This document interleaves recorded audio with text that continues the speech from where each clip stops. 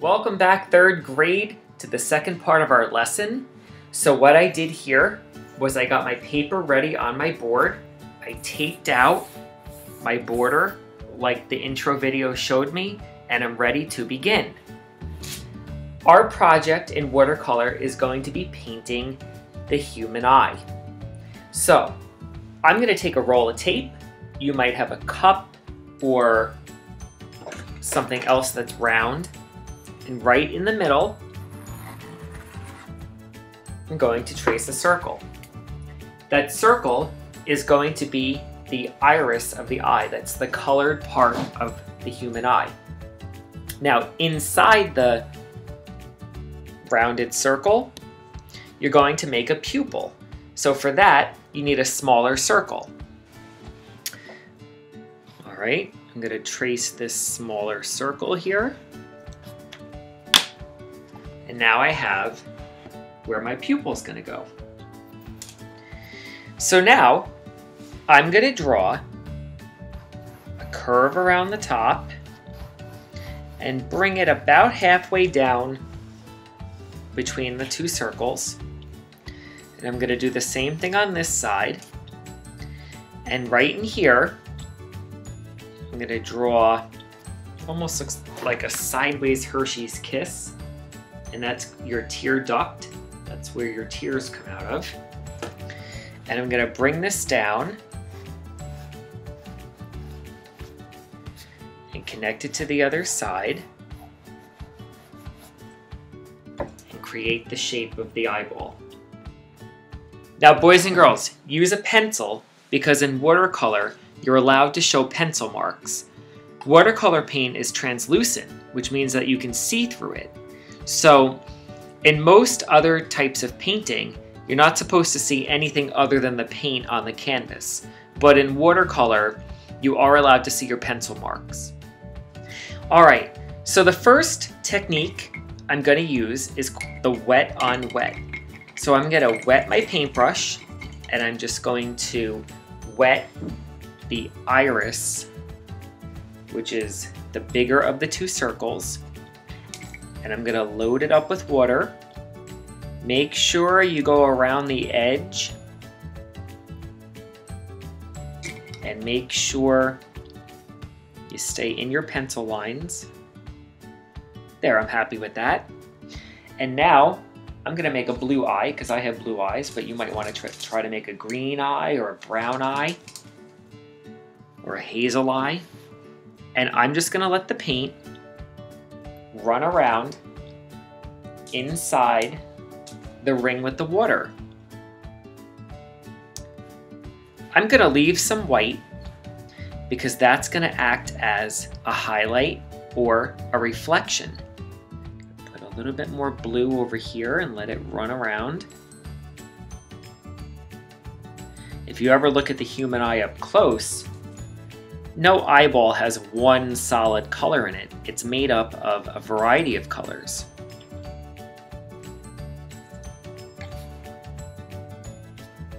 Okay. I'm now going to take my hairdryer and I'm going to give that some heat and some air so I can move on to the next step.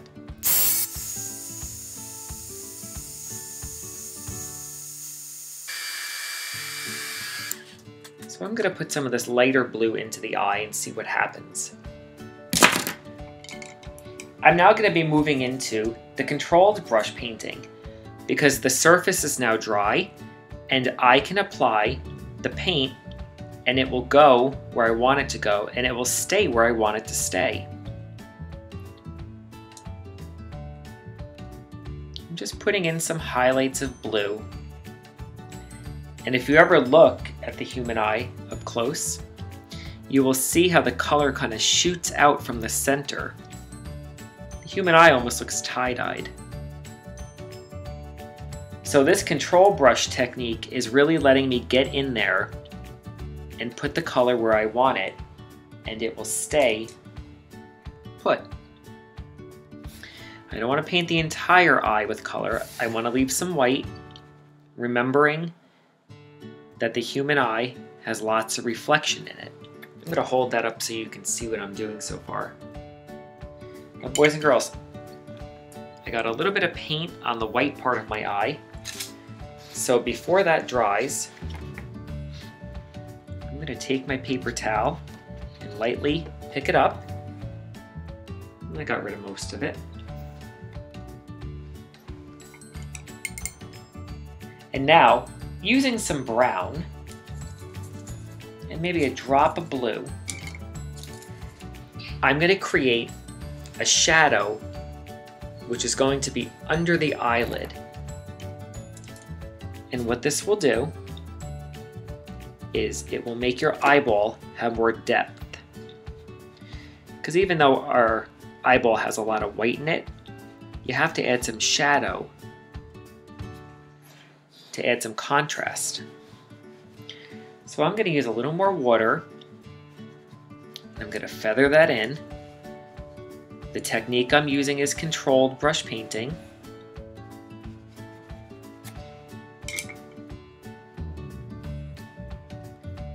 Make sure that your water container is clear, because if you have dirty water, you're going to have dirty paint. And now what I'm going to do is I'm going to take a small thin brush, and I'm going to take a little bit of brown and just the tiniest drop of red and mix it onto my palette and kind of create a nice, very light pink. And what I'm going to do is, using controlled brush, go in and I'm going to start to add some color in the tear duct and a little bit of this color just under the eyelid. That will give it a little more shape and a little more interest. I'm going to take the darkest blue I have, the red, and some of the yellow, and mix them to create a very dark tone.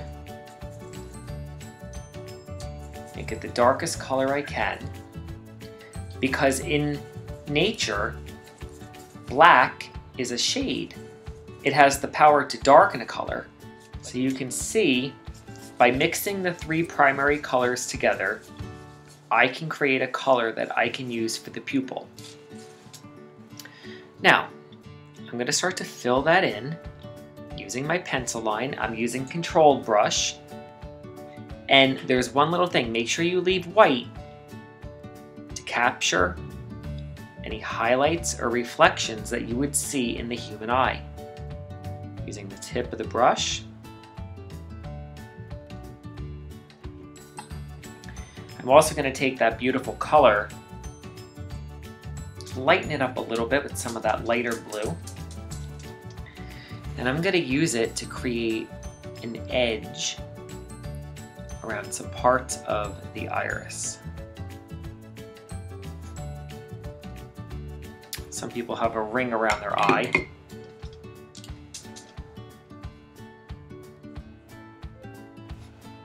I'm going to add some of that darker color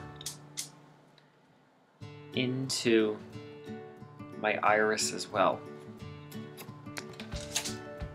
I want to show you something, boys and girls. Because I'm creating a rounded object, try to make your lines go around like a clock. So if I'm going to put a darker color right here, don't just color or paint up and down. Try to follow what would be the shape of a sphere. That will make it look more three-dimensional. Okay, now that I have that done, I'm going to pick up a bigger brush, and I'm going to do some wet on wet around the eyeball to create some skin. I'm going to make sure that I follow my pencil lines. Okay. Now, because the human eye is a sphere. It creates a shadow up on top, which forms the eyelid. So that part is going to be slightly darker than the rest of the eyeball, or the skin around the eyeball rather. So I'm just going to loosely put, and this looks very yellow, but that's okay. I can always go back in and add another layer of color. Notice when I do this, my paintbrush goes up and down like a rainbow. Do not paint left to right because I want to give the illusion that this is rounded. I'm going to take a little bit of brown and darken some of that color, and I'm going to start to put it in under the eye. Notice my paintbrush movement is going sort of like a smiley face under the eye. See, that's very light right now. And right where the tear duct is, which is that pink part right here, I'm gonna go in and using a little bit darker, you can see what the wet on wet does. Kind of just fades in some of that darker value. And I think I'm gonna take some of the pink that I have here and I'm gonna start to apply it up to the edges to create a nice flesh tone. And if you leave a little white here and there, that's fine. That will just create a highlight on the skin. All right, boys and girls, I'm gonna take my hair dryer and I'm gonna dry this quickly.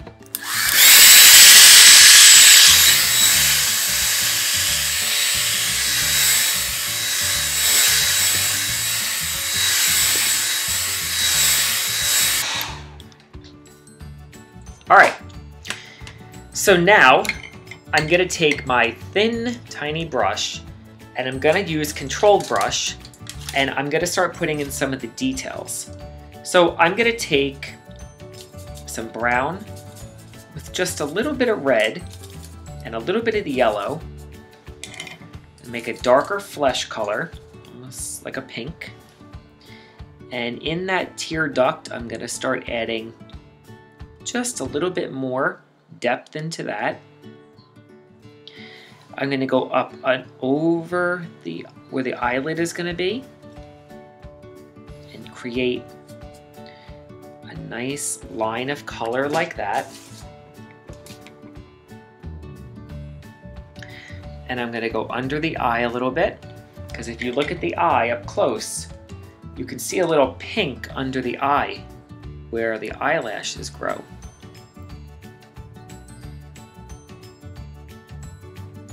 See, now avoiding black around the eye gives you a much more realistic look. I think I need some more shadow up in here. This is where the bridge of the nose is going to be.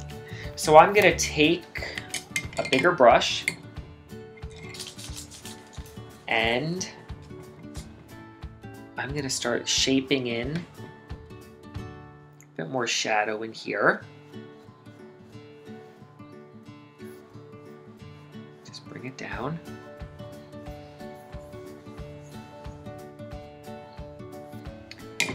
Use a little water to feather that out.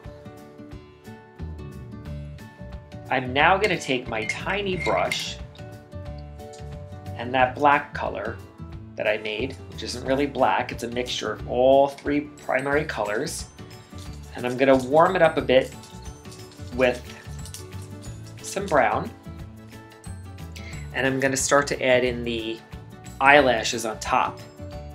Now eyelashes start right about here and they go down and up like that. Now what I'm going to do first is I'm just going to kind of map in where I want them to be. Again, I'm drawing upside down, so I hope it looks okay.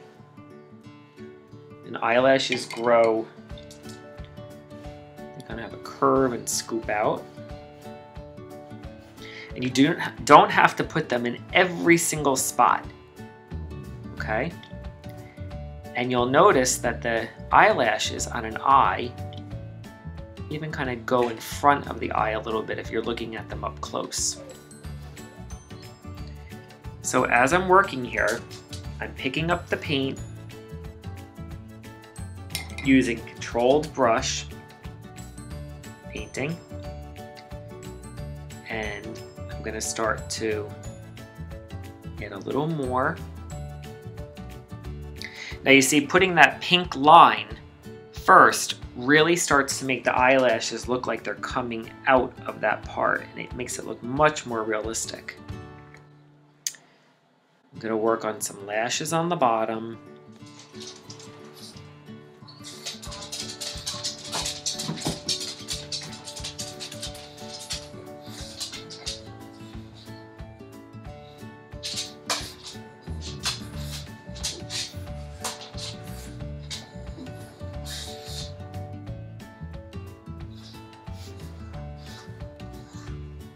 Okay, so now that I have my eyelashes in, I'm going to take my bigger brush here, and I'm going to do some dry brush painting over the eyelashes to create some texture. My brush is dry. I loaded it up with the darker color, and I'm just going to go over. My brush is a little wet. I'm going to dry it off.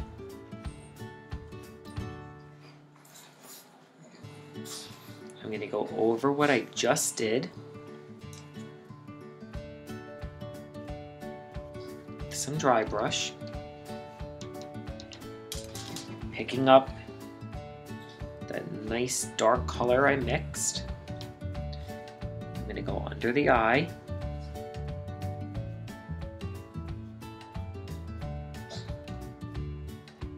Just feathering it in. And you will see how that's starting to look. All right, I'm going to take some of that dark color that I made, and I'm just going to add a little bit of darkness around the edges of the eye. Go back in around the iris a little bit and darken that in. And I think there's some spots of my eye pupil that can go a little darker. So I'm just going to take some of that dark bluish green, maybe a little bit of the red, and fill that in. Because again, the transparency of the watercolor paint is letting me layer to create darker values.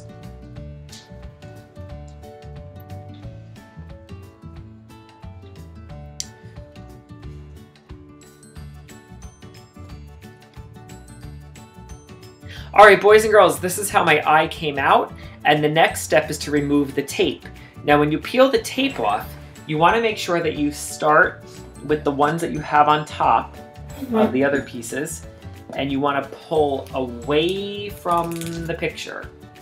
That way, if it does rip any of the surface, it'll rip away from the artwork and not damage anything you painted.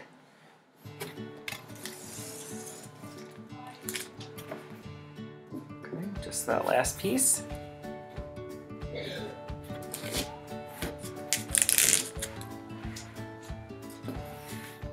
Alright, so boys and girls, here is our project. I hope you enjoyed creating it.